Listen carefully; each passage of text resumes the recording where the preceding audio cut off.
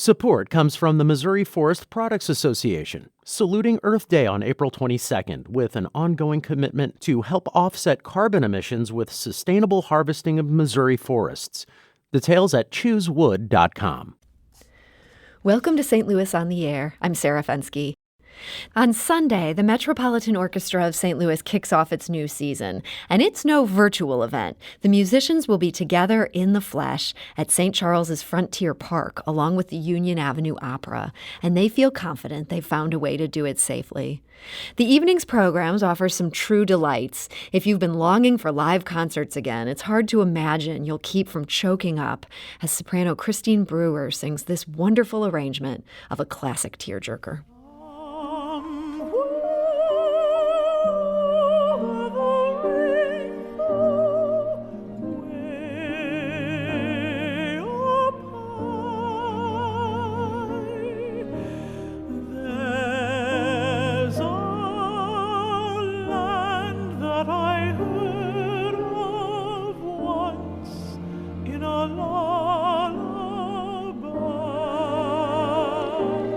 And that is the magnificent Christine Brewer singing Somewhere Over the Rainbow. And joining me today is Christine Brewer herself. So, Christine, welcome.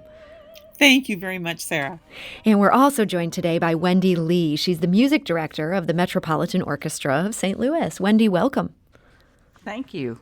So, Wendy, so many music groups are going all virtual. You guys are doubling down in person. You're not just playing together, but you're bringing in some opera singers, too. Why go that route? Well, I have to say it's terrifying and exciting at the same time. We've done everything we can to dot all the I's, cross all the T's. Everyone is social distanced.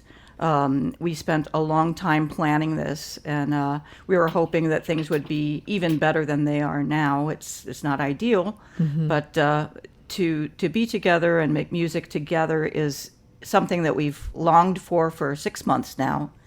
And we've measured that stage 4 or 5 times. We're going to measure it again Saturday night. How big a stage is this that you're able to fit everybody in there spread out? Well, I don't have the dimensions in front of me, but we spent time we decided let's just start measuring from where the conductor would be. Let's start measuring the strings out. Well, okay, how many could we fit? Violins, first violin, second violin, viola, cello. And so first we determined what size orchestra we can have there. And so that was number one. So you worked backwards from that. We did. It's a small orchestra, but it's mighty in spirit. So, Christine, I know that the strings players, for example, they're going to be masked while they walk on stage. But as a singer, I imagine it's just not feasible. You can't wear a mask while you sing. How will you deal with that? No. Well, I'm going to be standing where I won't be around. I mean, the audience will be far enough away from me, and the orchestra will as well. We'll be spaced out enough that when I'm singing, I won't be, spraying, spit around. But I will wear a mask until I'm singing. Okay. Yeah, we're all being super careful and really, mindful of all of these precautions we all have to take. And Wendy, what are you doing to make sure the listeners are not spreading germs around to each other? Yeah, well, that was always a concern as well. We have asked everyone to please social distance. Of course, if they're sitting with their family, we understand that. Wear masks if they, can possibly do that to just put another extra layer of barrier there. But there will be no written programs. That was one of the things, is we didn't want people to get close to each other and passing programs out and things like that. So our music program is a PDF file on our website, moselmusic.org, where they can see who's playing, see all the pieces that are being presented, biographical sketches of all of our artists. That way we've eliminated contact. Yeah, that makes a lot of sense. And that's actually a perfect segue to talk about not just the precautions you have in place, but the whole reason that those precautions are worth doing. And that is the bill for this show. Now, earlier we played a bit of Somewhere Over the Rainbow and just such a lovely arrangement. Christine, I understand this has some special resonance for you. How so? It does. That arrangement was done by Randy Kerber. and he arranged it for cellist Lynn Harrell and me to do. And Lynn died this spring, not of COVID. He had a heart attack and he died, but we've not been able to get together and have a celebration of his life. And Lynn and I performed this piece quite a bit. We recorded it for Save the Children. We did it in several concerts. And so for me, I'm dedicating this to Lynn. And the wonderful Bjorn Ronheim, who is the cellist with the St. Louis Symphony Orchestra, will be playing that solo cello part on Sunday.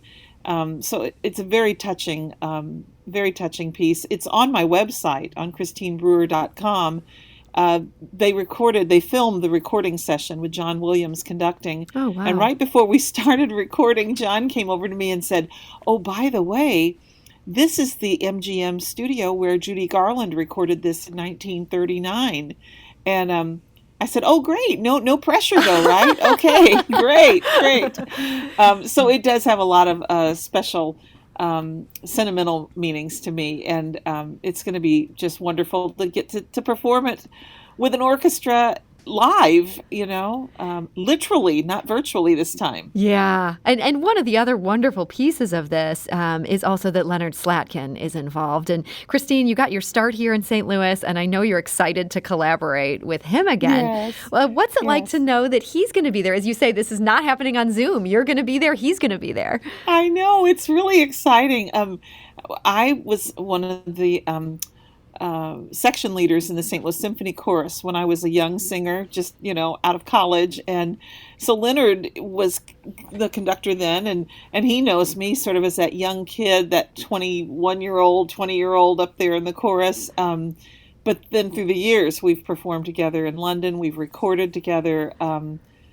We've both won Grammys for one of our recordings. And it'll just be great to see him. I have not seen him in a long time. And so we are collaborating on one piece, beautiful arrangement of America the Beautiful that will finish the program.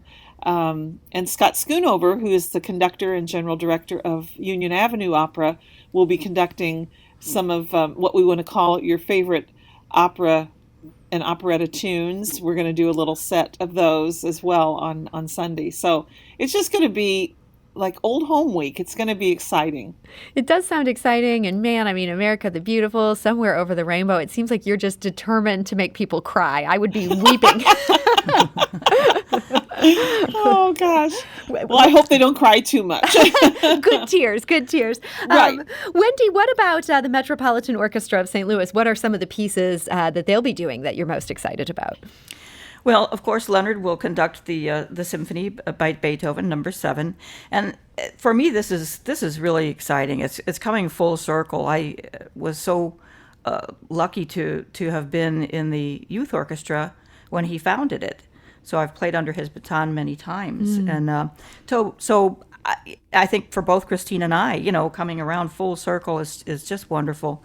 We'll open with the Barber of Seville, the overture, that I'll conduct. And I thought we need have something fun and lively for everyone to celebrate a live concert. And who doesn't like Bugs Bunny? After all, we were, as young children, maybe introduced to this piece by Bugs Bunny. Yeah. And that's, this is something where this is not going to make us cry. We'll have these fond memories of classical music in the cartoons. Exactly. So this is going to be really fun for everybody. And I thought we have to do some outdoor concerts because I don't know if we'll be able to go back inside to perform. So I've created a series of concerts that will have this one kicking everything off, and then a series of lawn concerts.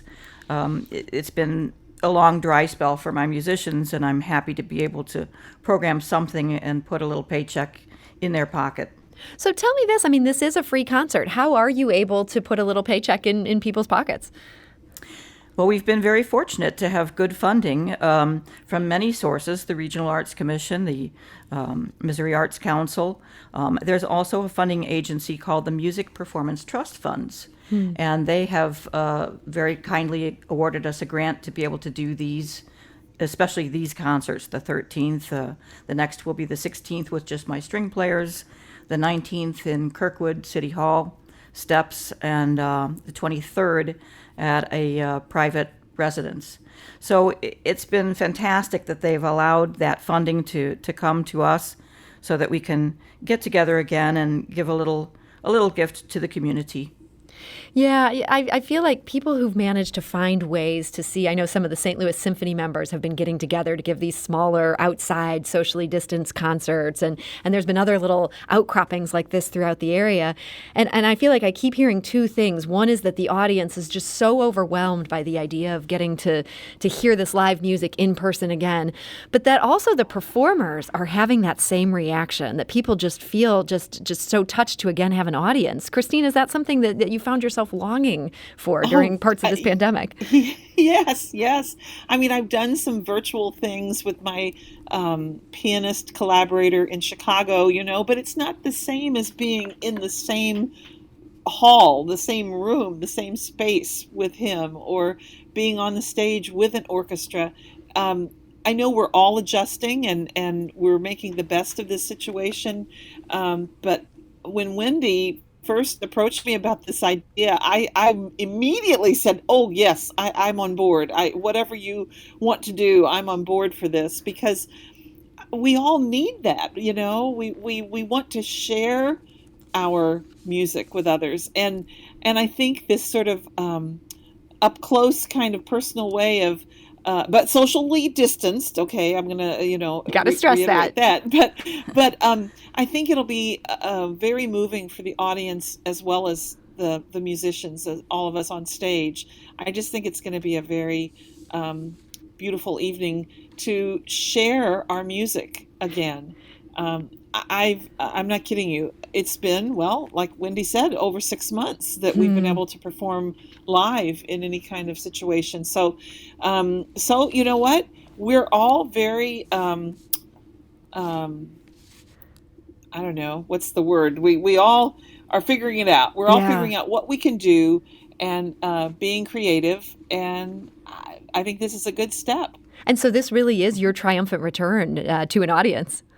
Yes. Wow. I liked what you put on the program, Wendy. It's a reboot. I just love that, because we're all so used to, using our computers for Zoom meetings and for all these virtual voice lessons or coachings and lectures and things like that. And now this will be a reboot to perform for a live with a live orchestra for a live audience. I think it's going to be really great. Well, this is the Reboot. It's happening this Sunday. That's in St. Charles's Frontier Park. And Christine Brewer, I want to thank you so much for joining us. Oh, thanks for having me. And Wendy Lea of the Metropolitan Orchestra of St. Louis, thank you so much for joining us today. It was a pleasure. And we're going to go out of today's show with a bit more of Christine's wonderful Somewhere Over the Rainbow. Podcast episodes of St. Louis on the Air are available wherever you get your podcasts. St. Louis on the Air is produced by Evie Hemphill and Lara Hamden with production assistance from Aaron Dorr. The senior producer is Emily Woodbury. The executive producer is Alex Hoyer. St. Louis on the Air is a production of St. Louis Public Radio 90.7 KWMU. Thank you for listening. I'm Sarah Fensky.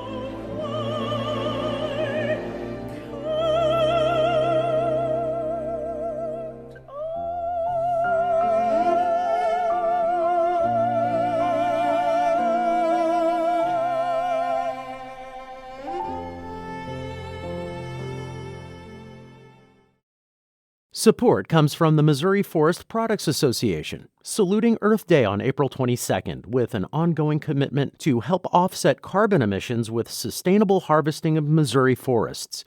Details at choosewood.com.